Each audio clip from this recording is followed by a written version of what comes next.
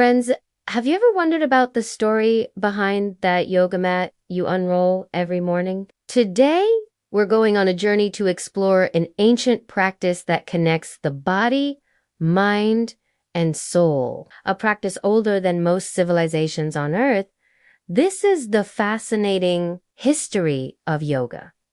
So, where did it all begin? Let's travel back in time, about 5,000 years, to the Indus Valley Civilization in what is now India and Pakistan. Archaeologists there uncovered ancient stone seals, and etched onto them were figures sitting in what looks exactly like a meditation pose. These simple images are believed to be the earliest whispers of yoga. In its earliest form, yoga wasn't about fancy poses or stretchy pants. It was a profound spiritual discipline, a way to gain control over the body and ultimately master the mind. As centuries passed, these ideas found their voice in India's most ancient scriptures.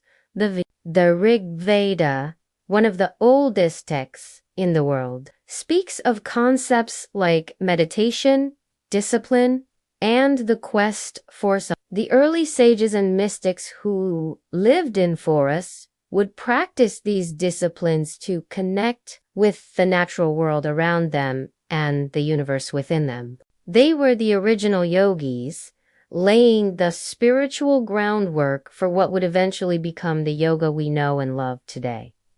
Now, let's fast forward to about 2,200 years ago. A brilliant scholar named Patanjali enters the scene. He is often called the father of modern yoga, and for a very good reason. Patanjali didn't invent yoga, but he did something revolutionary.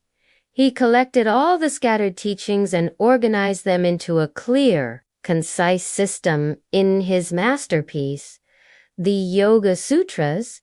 For the first time, yoga had a roadmap. Patanjali famously wrote Yoga Kita Buriti Ni Roda, which translates to Yoga is the silencing of the modifications of the mind. He laid out a practical guide with 8 steps or limbs known as Ashtanga Yoga, which is still the foundation for many yoga styles today. From there, yoga's influence began to spread like wildfire across India. Buddhist and Jain monks embraced and expanded upon its practices, recognizing its power for achieving enlightenment. Yoga moved out of quiet forest caves and into bustling temples, royal courts, and even the training grounds of warriors who used it to build unshakable focus, discipline, and inner strength. It became an integral part of Indian culture, a versatile tool for spiritual growth and self-improvement. So, how did this ancient Indian practice make its way to your local yoga studio? We can thank a few pioneering masters who journeyed to the West in the late 19th and early 20th centuries. One of the most famous was Swami Vivekananda, who introduced yoga's philosophical depth to audiences in Europe and America. But it was really in the 1960s and 70s that yoga truly captured the Western imagination. It resonated deeply with the counterculture movement, attracting spiritual seekers, musicians, and artists. Slowly but surely, the world began to understand that yoga was so much more than just a physical workout. It was a complete and profound philosophy for living a meaningful life. And that brings us to today. Yoga is now a global phenomenon,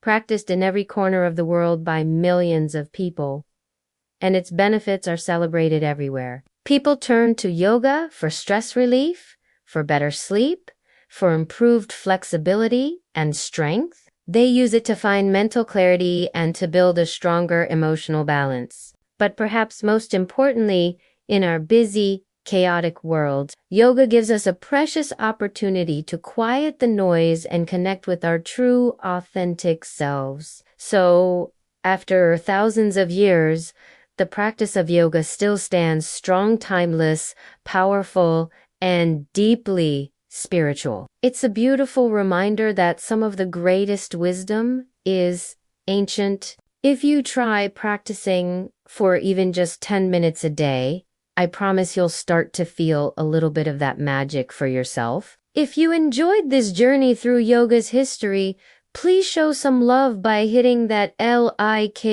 button, dropping a comment with your thoughts, and of course, subscribing for more stories like this. Thanks for watching, and I'll see you in the next video.